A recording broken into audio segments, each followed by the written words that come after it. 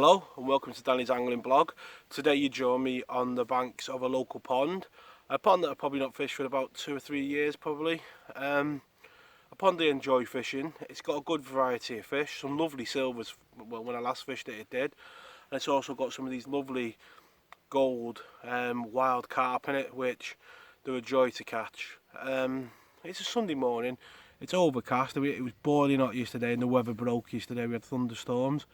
Today there's a bit of that fine rain as Peter Kay that soaks you through about, but nothing too much to bother us. It's about 6 o'clock in the morning, something like that, and yeah, it's good to be out, good to be a bit cooler. And yeah, let's go quickly over the setup today. It's going to be a pole approach and I'm going to fish a 0.4 gram dino caster float, which will give you an idea of the bait we're going to use today. The line is 1/7 Bay of Purlon and it's down to a size 18 whisker barb hook. Elastic, which sounds weird, white hydro. In here, as I said, there is a few wild carp and they go to about, I'd say 4 to 5 pound, 3 to 5 pound, with some proper carp in here as well. If we hit one of them, I know from experience that we've got no chance on light elastic of getting it in. The really hard fighting carp, so I'm hoping this white hydro will be light enough for us to get the silvers in, but then give me a bit of backbone and a bit of a chance to get one of these carp in, because they are lovely fish when if you're lucky enough to catch one. Yeah, so let's get to it and hopefully have a good day.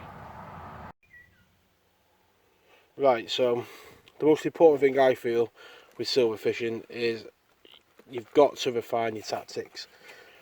It isn't the places like this. You know, your ground baits have got to be refined, getting all the lumps out, and these little bits that you do will help you in the long run on the session today. Not going to feed a lot of ground bait, but what I will feed will have been passed through a riddle and will be refined, so there's not as much obviously feed content into it and any lumps that are going to overfeed the fish. I want it to go down, coat the bottom, be a carrier for the caster and the bit of maggot that I'm going to feed, but I don't want it to overfeed the fish. So yeah, get this passed through the riddle. As you can see there, what we started with and what we're ending with are two completely different animals. All them lumps there we don't want. Normally I'd pass all them through, but we're not going to use a lot of ground bait today, so I'm happy just to chuck that at the side. And it leaves you with a nice fine crumb, which, yeah, that is what you're looking for when you go silver fishing. In today's side tray, I've got maggot, caster and some ground bait. And say all the bait from Warrington Angling Centre. Always does, you know, decent amount of bait. You know, you ask for a half pint, there's always a bit more in there, as I say. But yeah, that's the bait for today. Caster, maggot for the hook, and ground bait. So I'm just starting to swim off with a small ball of ground bait. That's my small cupping kit for the mat pole, and a sprinkling of caster. As I say, I don't know what's in here. I don't know what the levels are like. It's 3 years since I last fished here, but that's how I always start. Start light. You can always put more in. Right, so first putting in of the day, starting on a red maggot, lined up at the edge of that lily bed there. So let's see.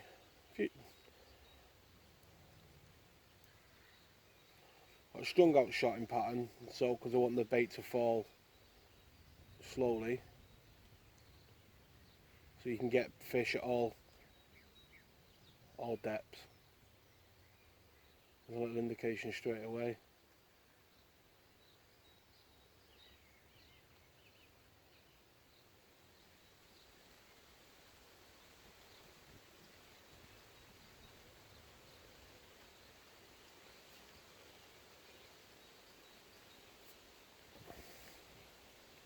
I'm just starting on a red maggot, and I say that's why I always buy red maggot with caster, because you can feed the maggots to begin with and slowly work onto the caster. There's a bite straight away.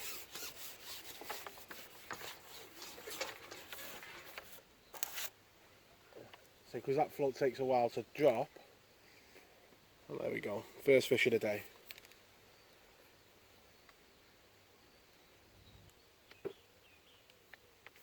And for these first couple of casts, I won't feed at all. I want to judge how that initial feed that I put in, I want to judge just how many fish that attracted, and then I can work out about how many fish in the swim. This it keeps going all the time, then I know there's a number in there and I can feed quite a bit of bait. But what I don't want to do is start putting a load of bait in there when I don't know how many fish are in the area.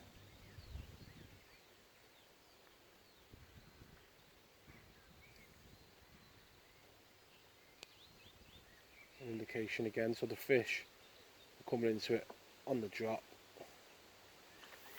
There's a fish.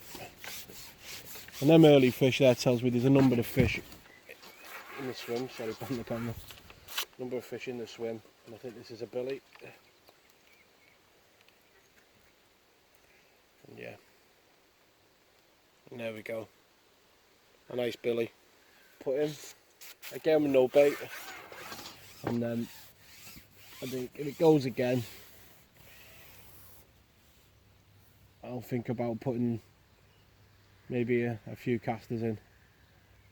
Ground bait's the one you've got to watch, because the ground bait will be the one that'll kill the swim. You can kill a swim very easy with ground bait, but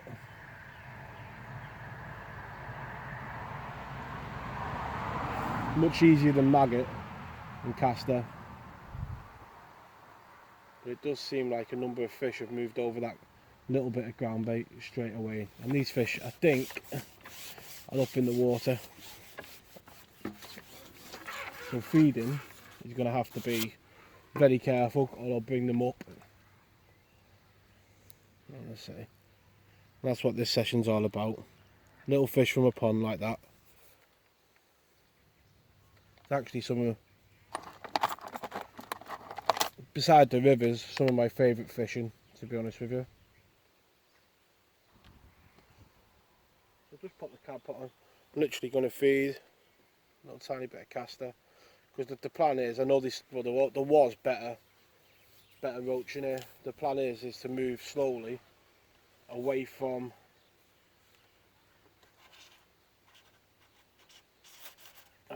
the maggot on the hook, so you're fishing with actual caster, because that's when you will get your better fish.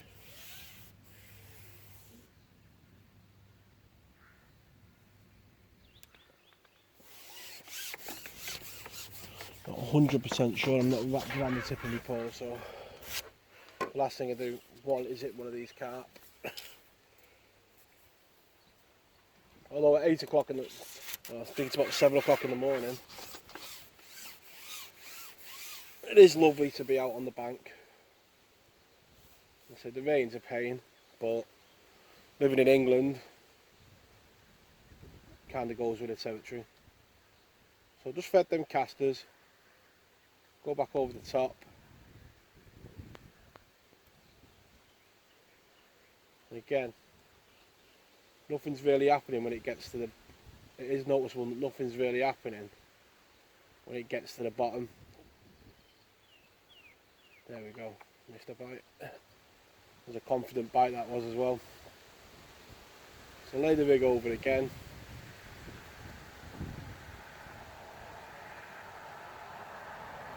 There's the bite.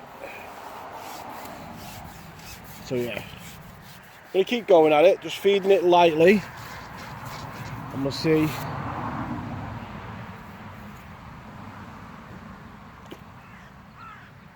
how we get on. But already in them first 3 fish, you can see how the quality has got slightly better. Small tiny roach, and that's a slightly better perch. So yeah, let's get to it. We'll see how we get on.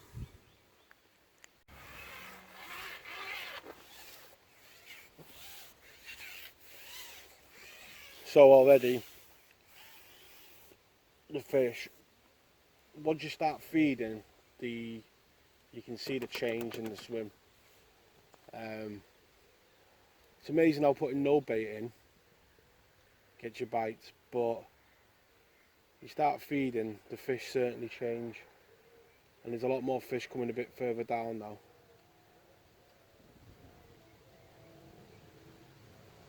I'm waiting just that bit longer for a bite, and there's a few more bubbles coming up to suggest maybe there's a better fish in the area. But yeah, we're about 20-25 minutes into the session, and it's been steady bites. But as with all natural venues, it's keeping them feeding that's the hard part, because they are naturally quite cagey fish. You've got to remember, the fish that are in these waters don't need our bait to survive. You know, like some of the commercials that are around are stocked at a density that allows for the number of anglers on them and the extra food that's going in. That's how they can put so many fish in the water and they all survive. But on here, it's a completely natural ecosystem. If not another angler didn't fish on here, the levels would still be the same. Fish wise, it's a natural balance. So yeah, there's a lot of fish topping though, a lot of small stuff topping high up in the water. But I imagine if you've got them tiny little fish in here, the tiny little roach and this perch, I would imagine there could be a very special perch in here. There's certainly enough food for them.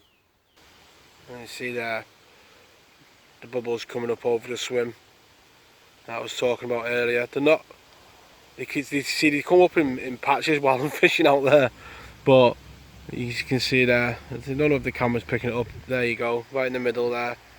Bubbles like that coming up all the time over the swim. There's definitely something on the bottom feeding. Like I thought, there was a lot of bubbles coming up in the swim, and yeah, we're into a carp, and like I said, they don't half go. So you do lose quite a few, because in the past on light elastic they can get to them sunken trees over there on a light elastic, but let's see, on this white hydro we might have a chance. It's not really doing much, which is good, but then again, I say they can pull. Hopefully we'll get him in. A lot of snags in here to negotiate. Standings, I know I've got one under my feet, which is not going to make it easy.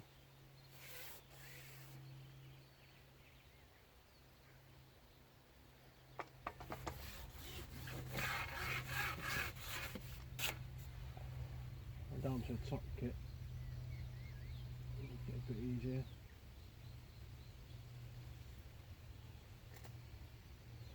Yeah, the trouble's going to come when he gets into shallow water, I think. Let's say, coming from a few foot out there up the shelf, I think that's when he's going to panic a bit. Get the net ready.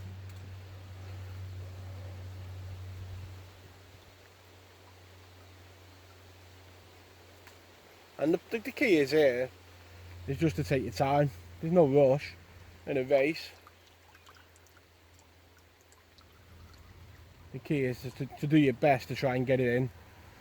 I say, but that's the benefit of cast. That's the first go on cast there. Didn't get a bite. It took me about 2 minutes to get a bite, but obviously when you do get a bite, it's a lovely fish. Right. We'll get him in, we'll set the camera up and we'll have a look at him. Right, give the fish a little rest in the margin, and yeah, and there we go. Isn't that a fantastic looking carp? First thing in the morning, Sunday morning, getting up at 4 o'clock in the morning, well worth it. It's a lovely fish, and yeah, that's why I had the white hydro on, because there's fish like this in here and they don't half pull. I say it's only a couple of pounds, not a massive fish, but they pull like mad, and yeah, it's more than made my Sunday morning. Let's get this beautiful fish back into the net.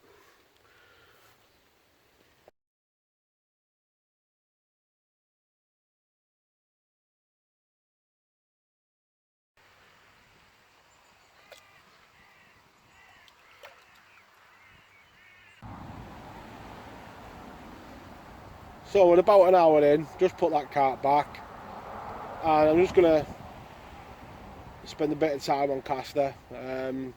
It's definitely a lot slower on caster, 100%. The bites aren't as fast, nowhere near. But I want to see now, obviously with the maggot, it's a certain, stamp of roach and perch that I'm getting, but they're all 1 and 2 ounce fish. I've been feeding caster for about an hour, and obviously that carp just come, but there's not a huge amount of them in here, I don't think. I've certainly only ever had 2 or 3 in a session. So just slowly plugging away in it. The swim's built, he's getting a bite of chuck now, and most times we're putting in, it's coming back with a fish or at least a bite. And so just cup it in and then lay the rig over the top, and say all them evenly spaced shot means that the bait will fall slowly through the water. So you're trying to catch fish at all layers, like I said earlier, and then if these to go past, you know how your float's going to fall. Like I can see now, the float should have settled by now, so I know there's a fish on. So you get to learn how long it takes for your float to cock.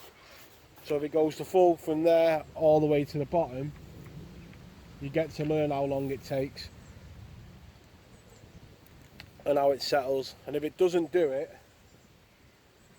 or takes too long, any deviation in that timing is a bite. And that's how you can fish all. You don't have to fish 2 foot deep sometimes to fish shallow. You can fish shallow, you just don't get the zoom under on your float. You just got to read the float more than the float zooming under. So as you can see, lay the float in, and you can see there the float, the bait's dropping all the time, and then there we go, that's the bait settled now on the bottom. You got a bite there, lift bite I think. I was watching the camera. And again, lay the float in, as you can see it's up in the water, that bait's falling, and it takes the same amount of time every time to fall, and then as you can see it's not settled that time down to a pinprick, so it says to me there's a fish on.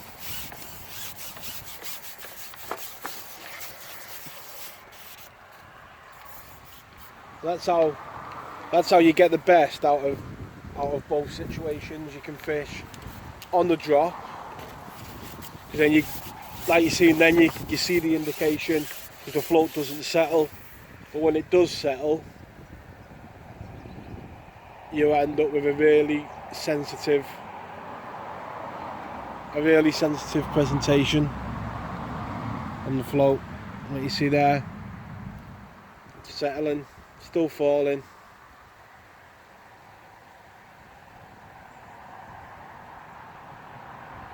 float and settle, and that's a bite.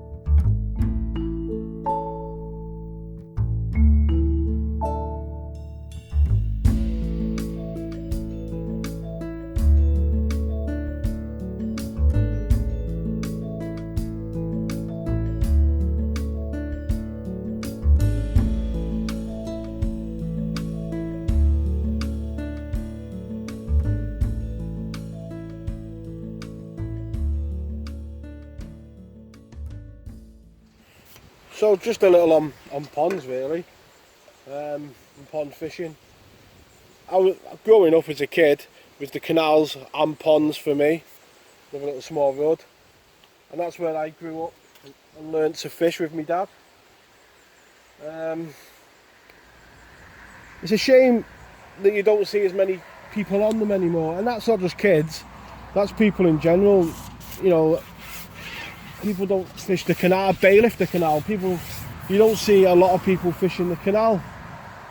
You know, as you used to have 100 people in a match on there. And places like this, you just don't see people on them. But fishing like this is just my favourite type of fishing. I just love catching silvers on ponds and canals and rivers and stuff. But a quick look on Google Earth and you can find what's local to you. I mean, like, I spent many a dinner hour in work just looking on Google Earth, zoomed in, and these ponds and like that are amongst the houses and in the town centres. They're not out the way places. The places that are right near you, and there's fish in all of them. The main sign to look out for is if there's a heron on them. 9 times out of 10, if you see a heron on them, there's fish in them. And just go and give them a go. You never know. You never know what's in them, and I can bet you one thing, you'll go on there and somebody else will have found it, and you'll bump into maybe 1 or 2 people on there who took the time to find it. And it's good fishing, really good fishing. I mean, like today we had that carp, and we've had basically bite a chuck from rudd and roach. Nothing massive, the net's not going to be hundreds and £100 of fish at the end of it. But it's an enjoyable day's, morning's fishing on a Sunday morning. And as you can see, it's getting around about 10 o'clock now on a Sunday because the road behind is getting really busy. But yeah, pond fishing, it's some of the best. And it's free. All you need is your Environment Agency licence. It's free. There's no paying to fish unless your club have it. So yeah, get out there and find your local one and give it a go. So coming towards the end of the session now, it's been enjoyable. It's calmed, the weather's calmed down a bit, which is good. A bit steady bites all day, really. Been good fun. There've been plenty of signs of fishing. It's a matter that I probably should have brought a comb with me or something like that, because I could have had a quick go on it and see if we could get some of the better fish. I do think these are carp that are coming in and fizzing over the spot, but most of the time the bait isn't getting that far. There we have final net of silvers. I'd say not bad for what was it, 2.5 to 3 hours on a Sunday morning, and we had that carp as well. It's a nice little carp there. I've certainly never had any of them before in here, so don't know whether there might be some proper carp in here still. But yeah, nice few hours on a Sunday morning to get back home, get some breakfast. Please like and subscribe, it'd be great if you could, and I'll catch us all in the next episode. Tight lines.